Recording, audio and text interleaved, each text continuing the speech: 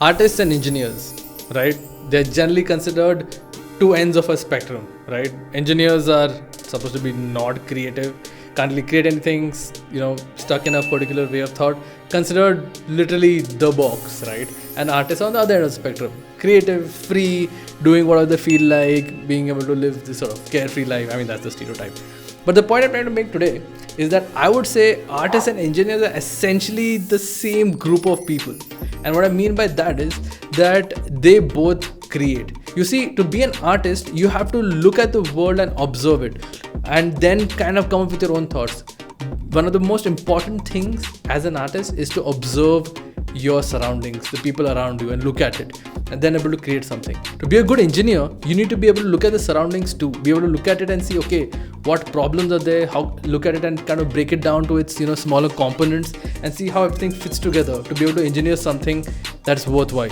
For example, the guy who made the bullet train got an inspiration from a kingfisher bird, not the beard, the bird, and its beak, right?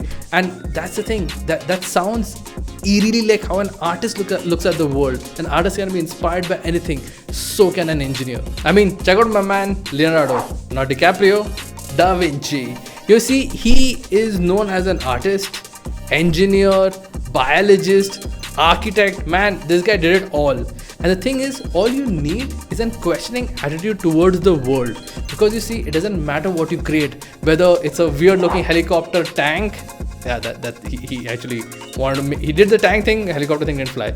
I'm just saying, whether you do that or create, works of art, you create, and that's what makes you an artist. So you see, back in the day, the lines were not so strongly drawn, right? Nobody really put you in the bracket of being, say, artist or engineer. Those lines have been drawn today in the past few hundred years because of specialization, naturally, because the amount of knowledge we have is insane. So if we want to specialize and do something in a particular field, we have to kind of get all that knowledge and be able to work on it. That's why these lines have kind of started to, split apart into like these really hard demarcations of, this kind of engineer, electrical engineer, and even an artist is actually a really broad term. There's so many specializations, right? So now in this world, it's easy to get kind of distracted and be like, hey, they're all different. But you see, essentially, we are all engaged in the act of creation. And the act of creation is being an artist. It doesn't matter. I mean, a really good looking car, well designed car, well engineered car is, people call it a work of art, right? So what I would say is, every artist may not be an engineer, but every engineer is definitely an artist. And I don't mean the kind of engineer who just like does it for a job and then goes ahead and freaking does MBA so get money, because that's not the engineer I'm talking about. I'm talking about the real engineers who will get into it, look at a problem, work on it, make iterations, build things, that kind of engineer, the good kind, the real kind. We discuss this and so much more in our podcast, Why Indian Engineering Sucks, right here. And if you like this, please like and subscribe. And first of all, do let me know, what do you think?